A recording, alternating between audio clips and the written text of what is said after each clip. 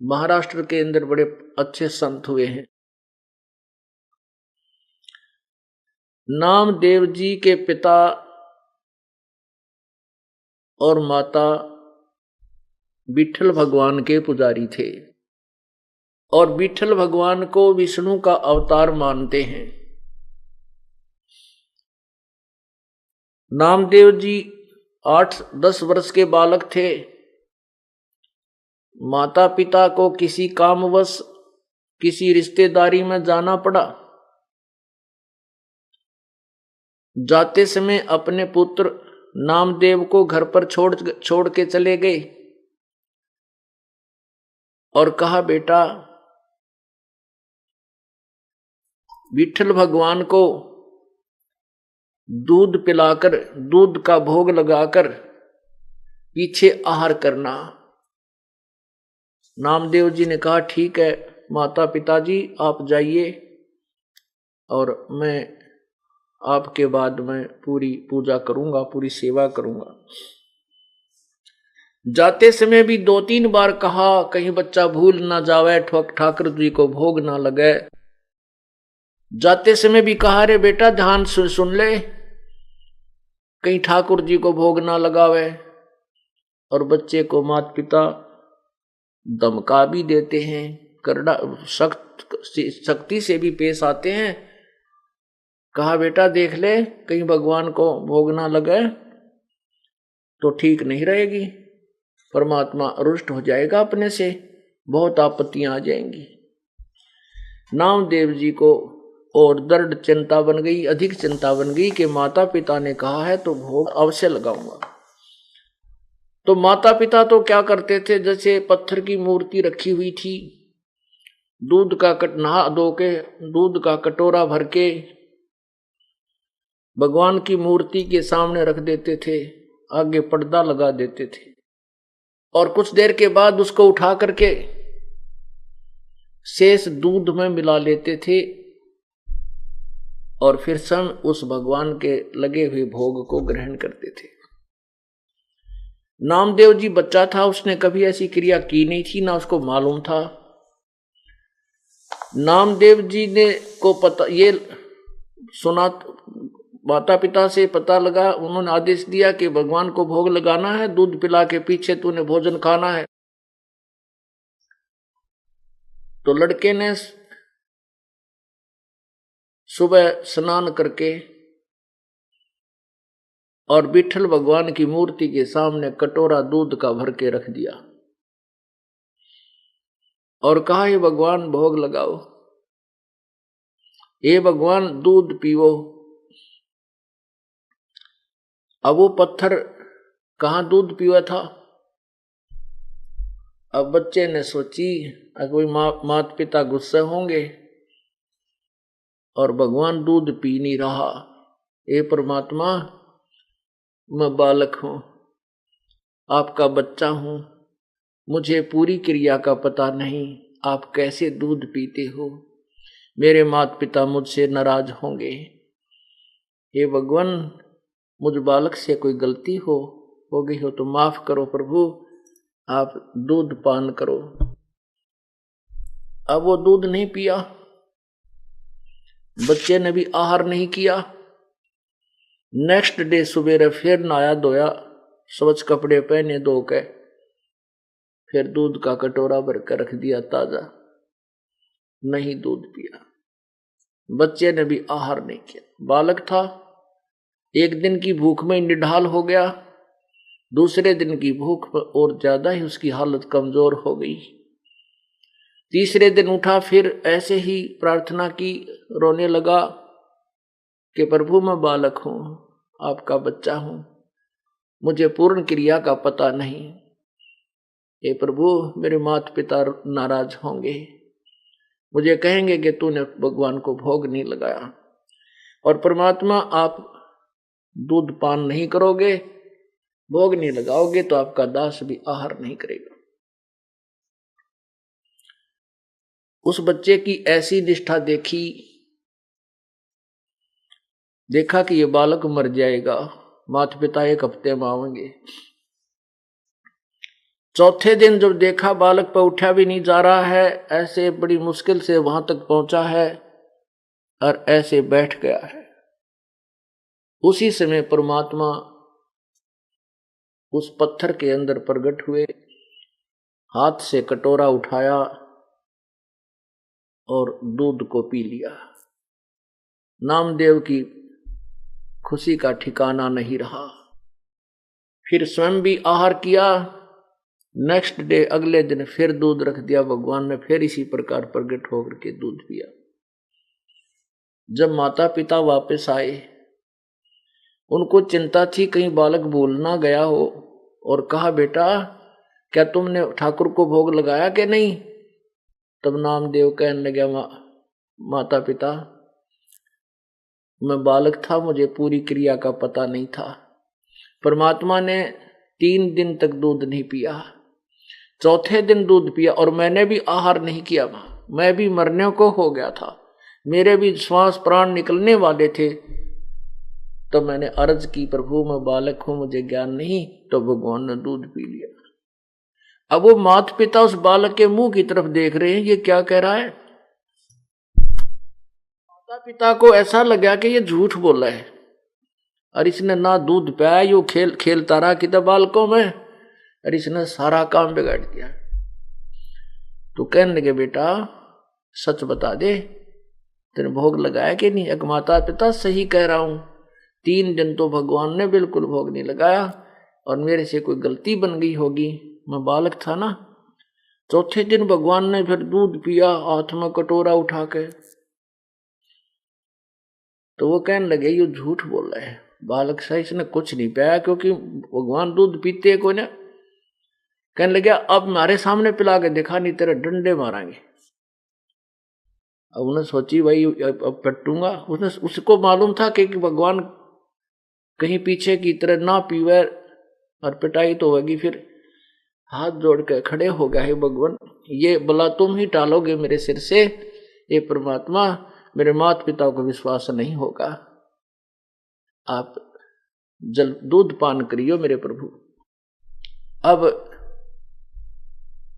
नामदेव जी ने ऐसी प्रार्थना की, दूध रख के ठाकुर की मूर्ति के सामने, माता पिता के सामने ही। ऐसे ही भगवान ने वो कटोरा उठाया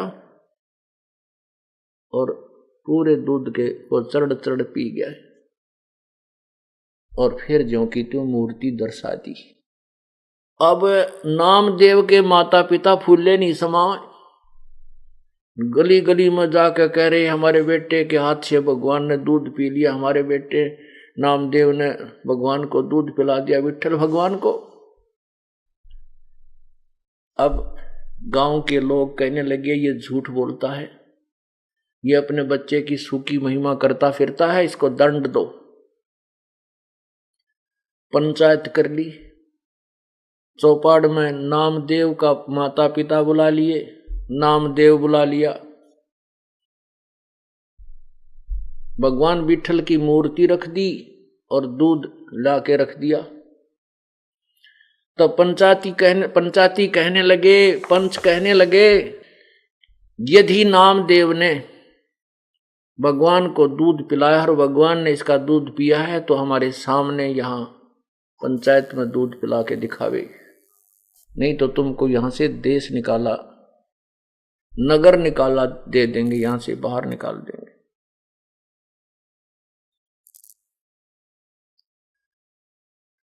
नामदेव जी ने फिर प्रार्थना की। उसी प्रकार सभी पंचायत के सामने, पूरी नगरी के सामने उस पत्थर से प्रकट हुए प्रभु और दूध पी लिया।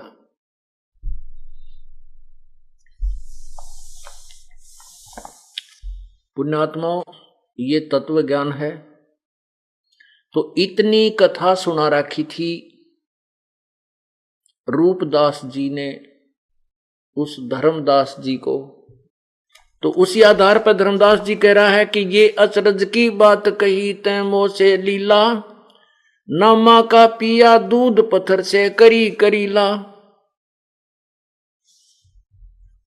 कि नामदेव का भी दूध पत्थर, उस पत्थर ने पिया, वो भगवान है, पत्थर नहीं है। तो इसको सुलझाना है, इस तत्व ज्ञान को, तत्व ज्ञान से की दृष्टिकोण से इसको देखना है और इसका निष्कर्ष निकालते हैं। एक जगह प्रकरण आता है कि एक पाली था, पाली गवाला होता है, और पाली जो होता है वो बहुत दुखी हो लेता है। कोई गाय इधर भाग रही है, कोई गाय इधर भाग रही है, तो कोई खेती वाला किसान उसकी पिटाई कर रहा है, तो हमारी खेती चरा दी। तो वो बहुत दुखी रहता था। उसने एक दिन सत्संग सुन लिया, एक पंडित जी, एक गुरुजी सत्संग कर रहा था, विचार कर रहा था कि भगवान ऐसे सुख देता है, भगवान चीर बढ़ा देता है, भगवान ऐसा कर देता है, भगवान सब सुख दे देता है, सर्व सुखदाई है। तो पाली ने, ग्वाले ने सोचा कि पंडित जी पर एक भगवान ले लूं और वो मेरा साथी हो जाएगा, मैं विश्राम करूंगा और भगवान फिर सारी गऊओं को घेरा करेगा और गौ चराया करेगा। अब सभी उस मंदिर से सत्संग सुनकर चले गए, पर वो पाली बैठा रहा। उस ग्वाले ने कहा, हे गुरुदेव मुझे भगवान दे दे, हे गुरुदेव मुझे भगवान दे दे, मैं बहुत दुखी हूं, मेरी बहुत पिटाई होती है, मेरी भैंसें गायें इधर उधर किसी के खेतों में चली जाती हैं, मैं तंग हो लेता हूं, मुझे भगवान दे दे। आप कह रहे थे ना भगवान सारे सुख देता है। अब पंडित जी ने सोचा, अच्छा बुद्धू पिल्ला पड़ा, अब इस तक कैसे पीछा छुटाऊं, क्यों पाली तो वो भी तो ऐसा होता है ना, जे उसने सीधा मना कर दे तो वो अगले दिन डले मार के जा, उसके पत्थर मारे। तो पंडित जी ने कहा, बेटा मैं भगवान बनाऊंगा 2-4 दिन में, तो हफ्ते पीछे आइए। अच्छा गुरु जी। अब पाली ने जो दिन दिया था ब्राह्मण ने, वो दूसरे दिन पहुंच गया, गुरु जी मैंने भगवान दे दे, बहुत दुखी हो लिया। उस पंडित जी ने क्या करा, एक भैंस का सींग टूटा पड़ा था, उसके ऊपर लाल कपड़े बांध के लपेट कर, धागा लाल लपेट के और रख रखा, नारियल सा बांध गए, और कहा पाली ले बेटा ले जा, पर एक काम करिए, इस भगवान को डेली भोग लगाना है, पहले इसको खाना खिला के पीछे खाना है। ऐसा नहीं करेगा तो ये भगवान तुझे सुख नहीं देगा, ये भगवान जो है ना तुझे लाभ नहीं देगा। अब ठीक है गुरुदेव, जैसा आपकी आज्ञा होगी। अब पाली ने वहीं अपने एक जहां पशु बंधा करते उसके उसी पशुओं के जो स्थान था, उसी में एक अलमारी थी बगैर खिड़की की, उसको साफ किया और साफ करके लीप लाप के वहां भगवान धर दिया, वो पंडित जी का दिया मैं इसका सींग। अब उसको जो आहार मिलता था खाने के लिए उस पाली को, उस आहार को लेकर के उस भैंस के सींग के पास रख लिया और कहने लगा, हे भगवान भोजन खा लो, हे भगवान भोजन पा लो। ये वो भगवान की था तो मूर्ख बना रखा था, उसको नहीं खाया, दूध रोटी नहीं खाई, वो आहार नहीं किया। तो उस बालक ने भी, पाली ने भी नहीं किया। सोचा भाई मेरे से कोई त्रुटि होगी।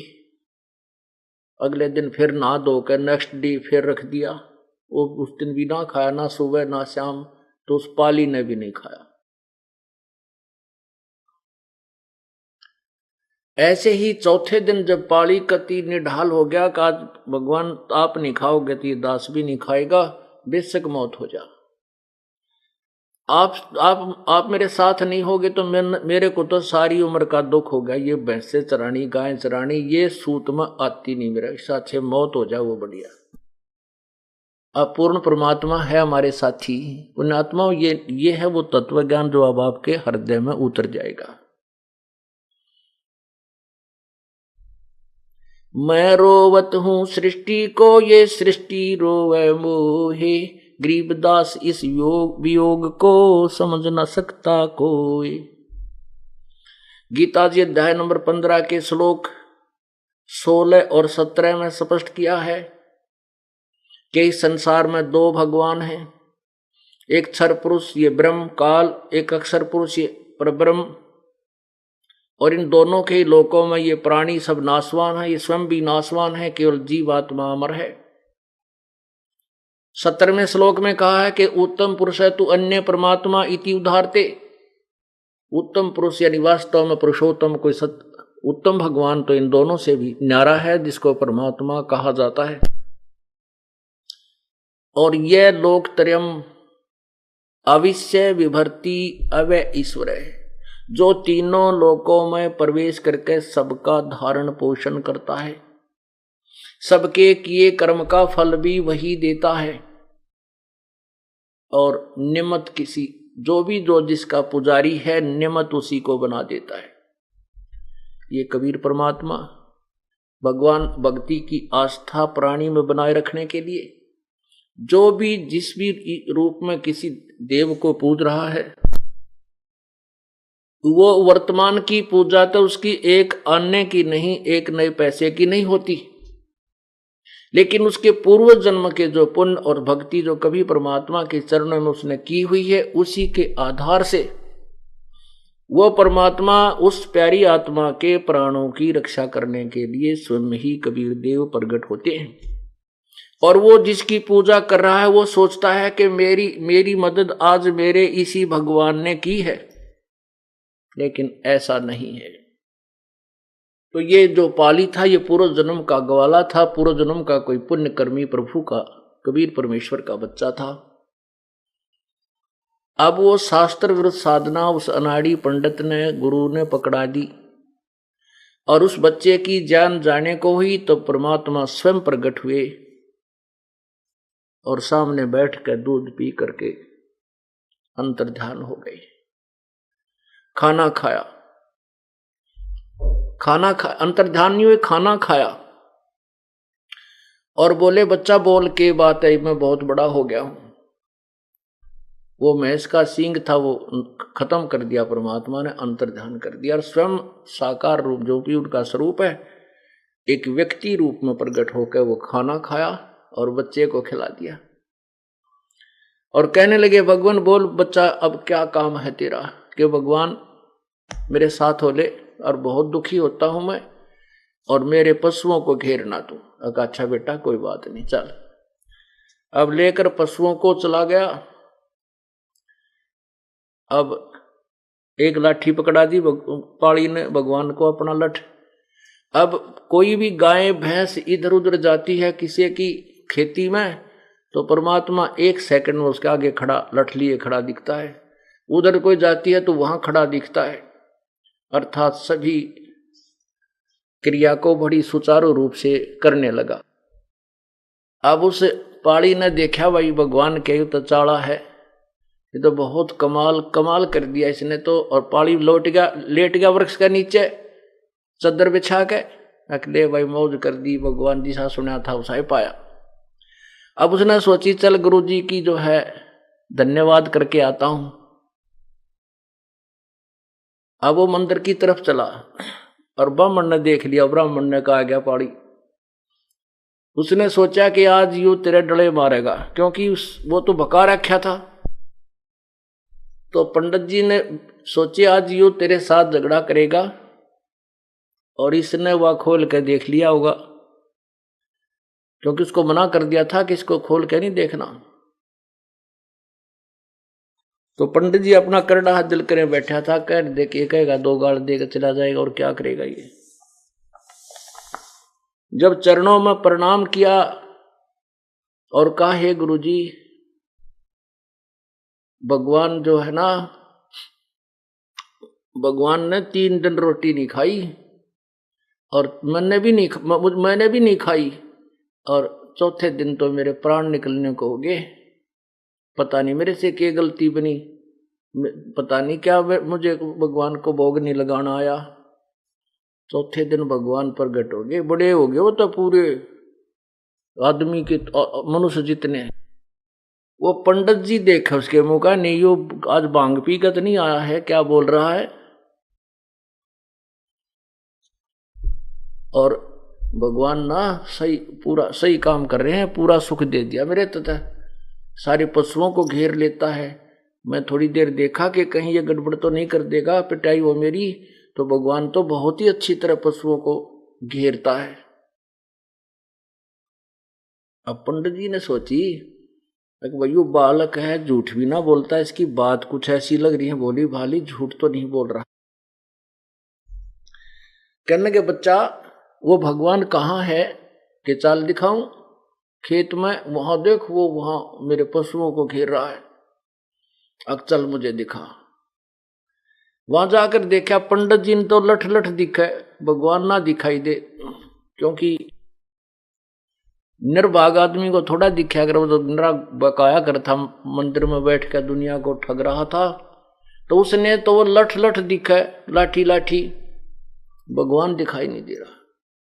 तो पंडित जी कहता है कि कहाँ है बेटा भगवान, अके वो दिखता नहीं, वो सामने लाठी लिए खड़ा, वो कभी लाठी इधर जाती दिखा, कभी लाठी इधर आती दिखा। पंडित जी का पसीने आ गए, अक्यू तो भाई कोई प्रेत परात दिखा है, कोई जंद सिद्ध कर लिया हो गया इसका।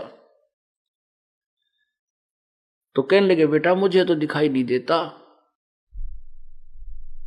अग नहीं दिखता, देख यूं खड़ा, उड़ जाकर वो तो ब्राह्मण पाड़ी तो भगवान की बाह पकड़ रहा, यूं रहा भगवान, और उसने दिखा को नहीं, उसको लाठी लाठी दिखा, और डंडा लिए भगवान खड़े थे।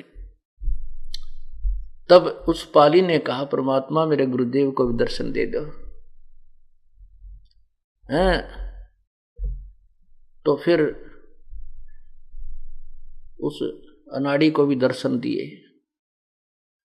तब परमात्मा ने उस पांडे को कहा कि नालायक क्यों दुनिया को गुमराह करता है, तू अपने कर्म बना ले।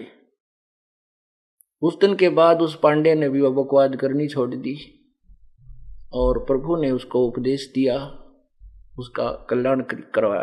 अब पुण्यात्माओं, अब यहां ये क्या कारण है कि ये पिछले जन्म की पुण्यात्माएं थी। जैसे टटीरी एक पक्षी था, टटीरी एक पक्षी है, और उस टटीरी पक्षी वाले जो टटीरी वाले श्रेणी का एक टटीरी थी, उसने महाभारत के युद्ध के दौरान कुरुक्षेत्र में अंडे उत्पन्न कर दिए, अंडे पैदा कर दिए। उधर से दोनों तरफ से सेनाएं इकट्ठी होगी और युद्ध का बिगुल बज गया। तब उस संतनी ने, उस टटीरी ने, जो पूर्व जन्म की संतनी थी, अंतरात्मा से पुकार की, हे परमात्मा मेरे अंडों की, मेरे बच्चों की रक्षा करो। इंद्र के हाथी का घंटाला टूट गया, बहुत बड़ा घंटा, 88,000 मन का बताया है, वो गिर गया वहां पर उन अंडों के ऊपर। पूरा महाभारत युद्ध समाप्त हो लिया, करोड़ों व्यक्ति मर गए, अग्निबाण चले, लेकिन वो अंडे नहीं खत्म हुए।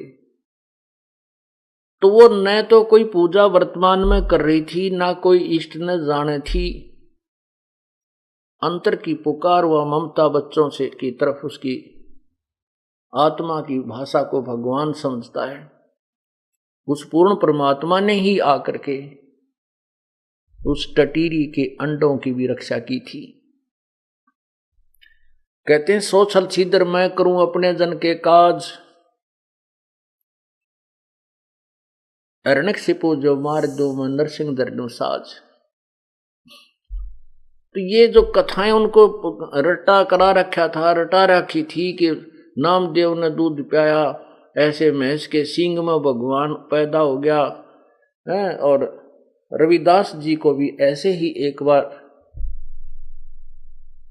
राजा ने परेशान किया था, तो उन्होंने भी पत्थर, क्योंकि पहले रविदास जी भी शास्त्र विरुद्ध साधना ही किया करते थे।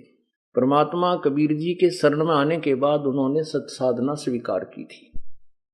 तो उस राजा ने भी उनको जान से मारने के लिए धमकी दे दी थी कि या तो मेरे सामने दूध पिला के दिखा रैदास, नहीं तो तेरी गर्दन कलम कर दी जाएगी।